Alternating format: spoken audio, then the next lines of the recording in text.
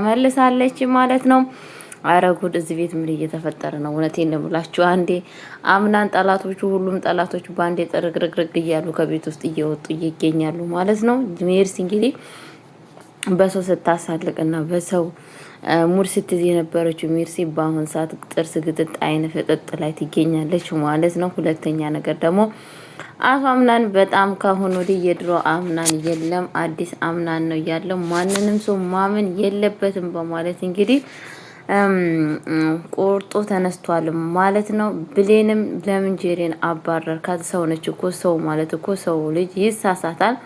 መሳሳቱን እንዴት አታውቅም? በማለት እየተናገረችው ትገኛለች። እሱ ደግሞ ማን ነው ለጄሪ ተቆርቋሪ ያደረገች በማለት እየተናገረ ይገኛል ማለት ነው። ሰላም ሰላም ብያለሁ ውድ የተከበራችሁ ቤተሰቦቼ እንዴት ናችሁ? ደህና ናችሁ? አለሁ እግዚአብሔር ይመስገን እኔ በጣም ደህና ነኝ። ለቤት አዲስ ሆናችሁ ላይክ እና ሼር እያደረጋችሁ እንድታበረታቱኝ በአክብሮት ጠይቃችኋለሁ። ይዤላችሁ የመጣሁት አስተማሪና ልብ አንጠልጣይ የሆነውን ድራማ ይዤላችሁ መጥቻለሁ ማለት ነው። ወይዘሮ ሞርዜላ እንግዲህ ተሽሏት ድና ወደ ቤቷ ተመልሳለች ማለት ነው። እንዲሁም እንግዲህ ሜርሲ የምትገባበት ቀዳዳ ደፍቶባታል ማለት ነው። ካሁን ጉዴን ተናገረች በማለት በጣም በድንጋጤ ውስጥ ትገኛለች ማለት ነው።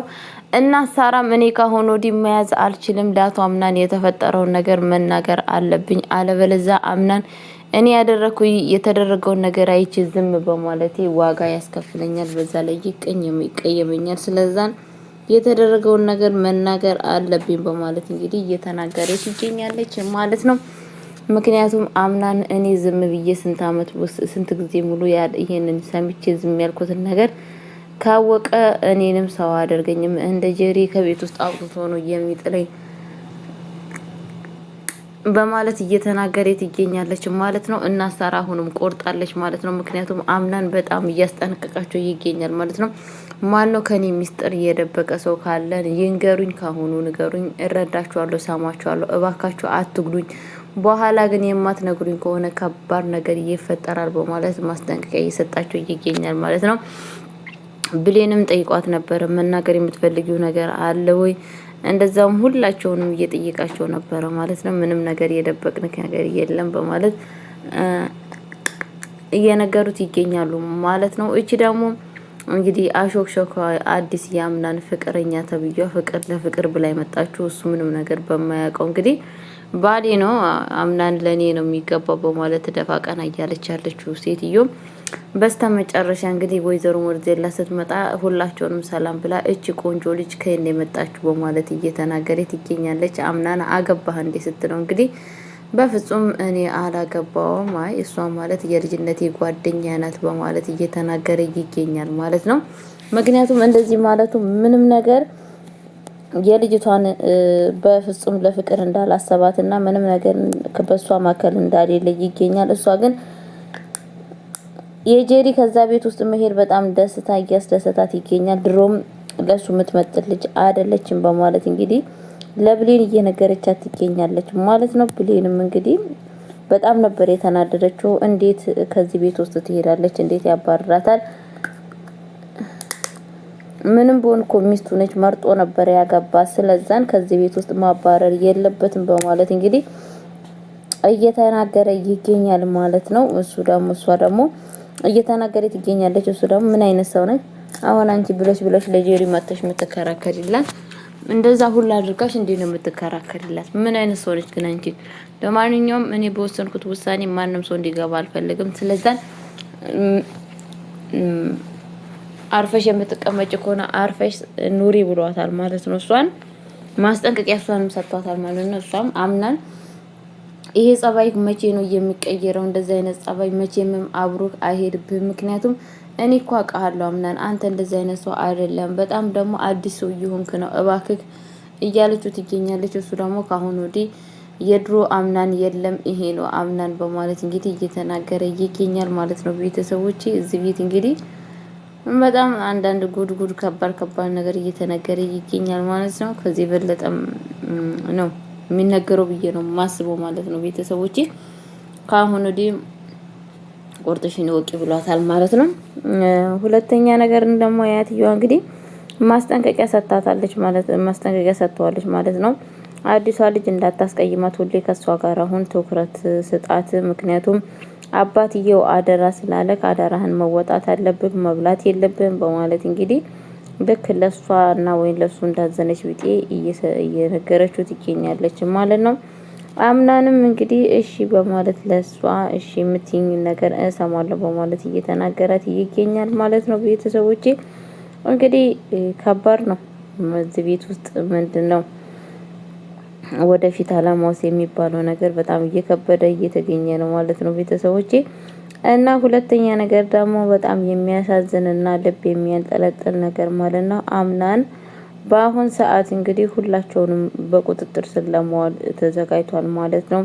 እንደዚሁም ደግሞ ሙስጠፋ የሚያወራውን ወሬ ሁሉን ነገር አውቋል፣ ተረድቷል ማለት ነው።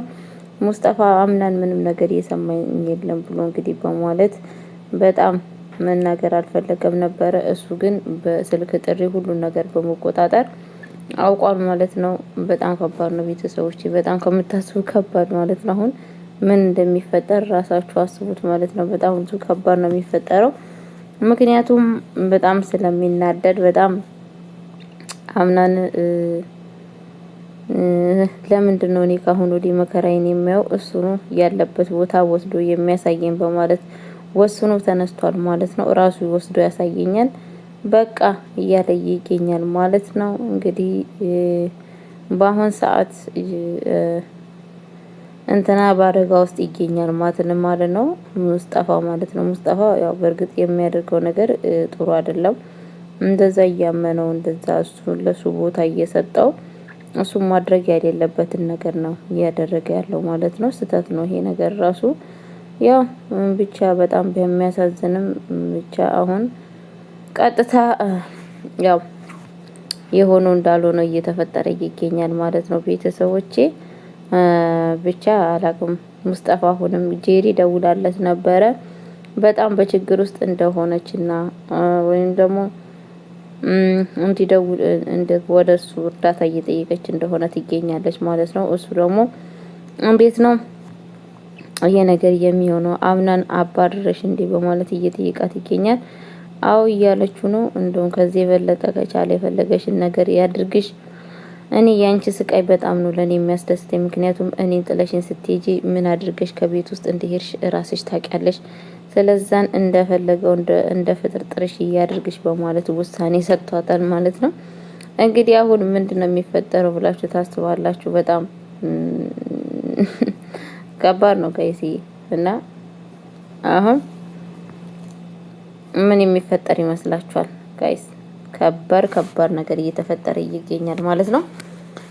ሙስጠፋ ቆርጧል ማለት ነው። ከዛሬ ጀምሮ በስልኬ ላይ እንዳትደውይልኝ በሄድኩበት መንገድም እንዳትሄጂ በማለት ማስጠንቀቂያ ሰጥቷታል ማለት ነው።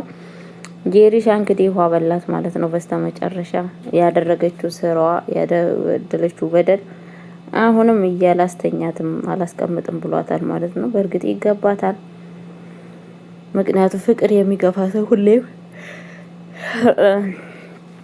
መጨረሻው አያምርም ማለት ነው። ቤተሰቦቼ መጨረሻው እያማረ አይደለም ማለት ነው። ዋጋ እያስከፈላት ይገኛል ማለት ነው። ጋይስዬ ለማንኛውም ከእንደዚህ አይነት ነገር ራሳችሁን ጠብቁ። እውነቴን ነው የምላችሁ ማለት ነው። ጄሪ ከዚህም በፊት የፍቅር ገፍታ መታ አሁን የሰላም ህይወት ልኑር ማለት ከባድ ነው። ቤተሰብ ከባድ ነው።